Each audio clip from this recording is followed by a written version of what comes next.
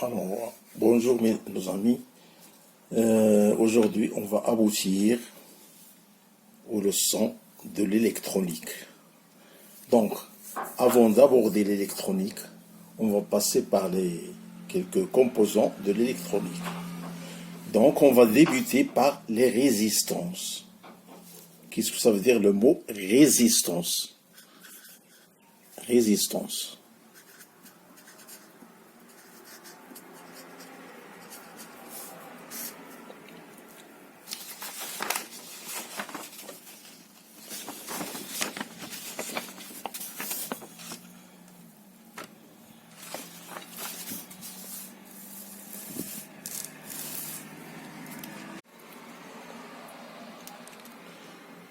Donc, le mot résistance, on va passer, il consiste de quelques points essentiels. Tout simplement, on va passer par symbole. Symbole de la résistance. Le symbole de la résistance, c'est comme suit. Voilà. Une résistance.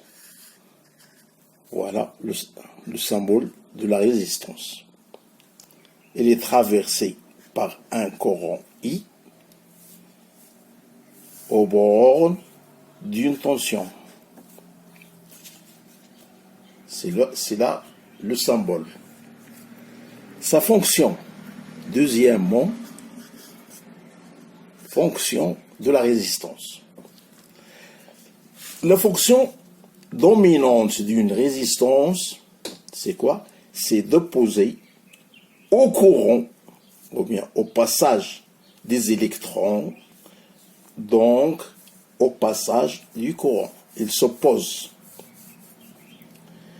Une résistance obéit en général assez fidèlement à la loi d'Ohm.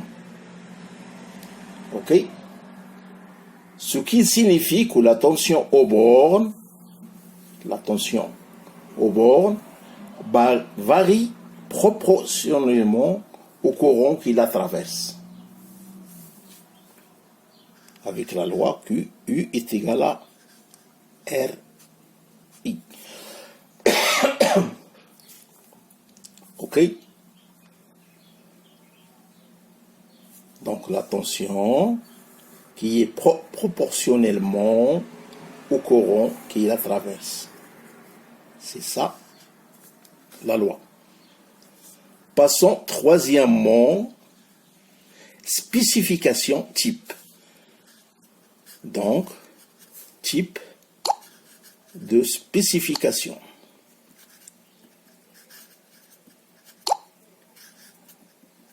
Ok? Type de spécification. On voit que la résistance nominale de R, c'est-à-dire tolérance en pourcent, et puissance maximale en watts. D'autres caractéristiques peuvent être exigées comme une stabilité en température. Par exemple,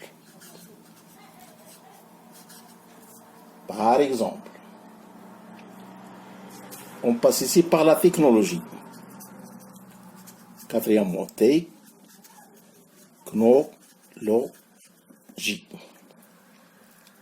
La résistance nominale est obtenue par le choix du matériau résistant, par sa qualité et par sa géométrie.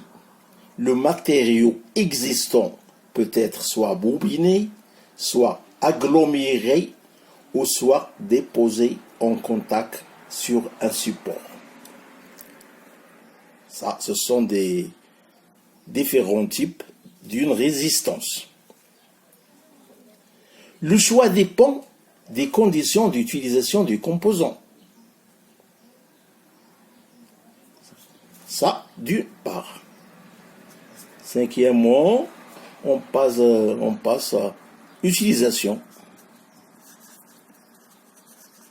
Donc, on a parlé du symbole, fonctionnement, type de choix ou bien type de spécification, technologie. Maintenant, on passe à l'utilisation. Par exemple, pour obtenir un échauffement, si vous voulez, corps de chauffe, ou bien en série, limite le courant ou crée une chute de tension étant parallèle. On va tout ça à discuter. Divise le courant ou représenté par une charge RA. On va parler des résistances en série, en parallèle. On va tout voir, Inch'Allah.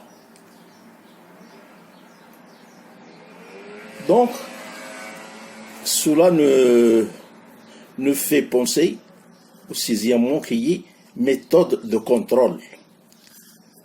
Méthode de contrôle. Là, on discute par exemple de la mesure de l'ohmètre. Donner bien sûr la valeur nominale à condition qu'elle soit effectuée.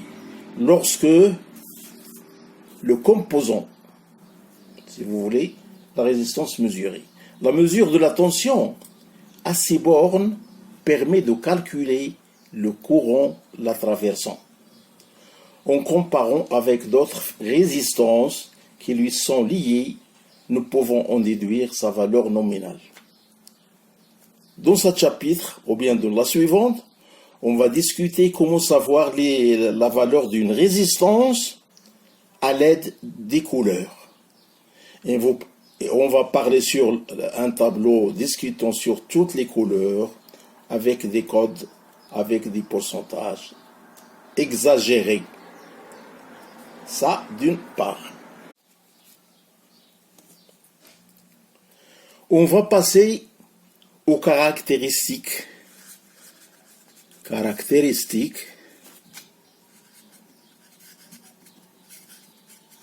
générales. Par définition, qu'on a pris toujours, l'effet principal d'une résistance est son opposition, comme j'ai dit au début, au courant électrique. Ce qui entraîne obligatoirement une chute de tension à ces bornes. Nous pouvons dire que la résistance est un des pôles pour lequel la création, ou bien la relation entre la tension et le courant est du type U, comme j'ai dit, U est égal à RI. U est égal à R. Avec U est la valeur instantanée de la tension aux bornes de la résistance. Et le courant est la valeur instantanée aussi du courant inversant le composant I. Donc, on va parler par exemple ici aux résistances. Il y a deux types de résistances. Résistance linéaire et résistance non linéaire. Pour les résistances, par exemple, linéaires, si le facteur R est constant, quelle que soit la tension, ou bien quel que soit le courant, nous parlons de résistance linéaire. Voilà par exemple notre diagramme. Pour les résistances linéaires, il faut que le courant et la tension ne varient pas. Donc, voilà linéaire. La courbe est linéaire. D'accord? Bien sûr, j'ai oublié ici la tension. On pratique une résistance est stable dans une plage de fonctionnement définie à l'avance. Un fabricant d'appareil choisira tel que, ou bien tel type de composant en fonction de diverses contraintes. Par exemple, la température ambiante est importante pour la conception d'un autoradio. comparé à un appareil d'appartement, les composants spéciaux qui sont conçus pour varier en fonction d'une valeur grandeur, etc. Tandis que pour les résistances non linéaires, pour les résistances linéaires, par exemple, il peut être important de vérifier ou bien de définir deux valeurs de résistance spécifiques. Une valeur dite statique et une autre dite dynamique. La résistance statique est obtenue en effectuant le rapport U sur I, ok, pour un point de fonctionnement donné. Notez toujours U et I. Sur le graphique ci-contre. Voilà. Toujours notre graphique en fonction de U. Notre courbe devient, si vous dites, comme une courbe. Voilà. À chaque tension U, on a un courant. À chaque courant, on a une tension, etc. Ça, d'une part. Passons à la puissance. Donc, une fois qu'on parle à la puissance, on parle de l'énergie dissipée. La puissance dissipée par une résistance est proportionnelle au courant, au carré plutôt, du carré du courant qui la traverse. L'énergie dissipée en chaleur, ce qui mène des problèmes de stabilité par le composant, puisqu'on a la puissance est égale à U est égal à R I carré. Donc la puissance dissipée à travers une résistance, c'est proportionnel au carré du courant qui la traverse. L'énergie est dissipée en chaleur. La résistance, la température augmente.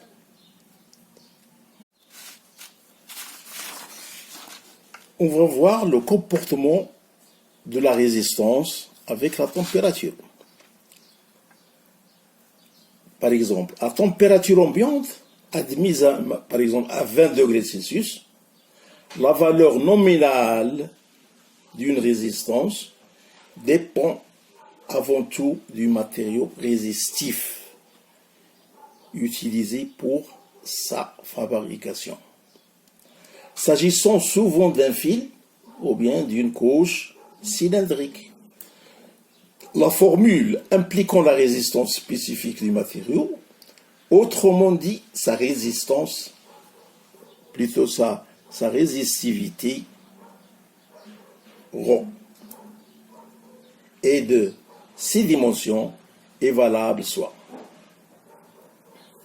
Revenons à notre formule qui dit R est égal à ρ L sur S, la section. Avec ρ, résistance spécifique du matériau résistant, on nomme L, longueur du matériau résistant, et S, la section ou surface de conduction du matériau résistant. Ça, d'une part.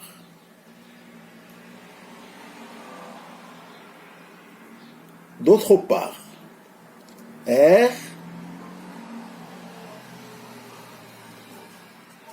d'autres formules à R0 facteur de 1 plus alpha T. Ok? Avec alpha, coefficient de température. Delta T, variation de température. Par exemple de T1 à T2. T, c'est température donnée en Celsius. Voilà.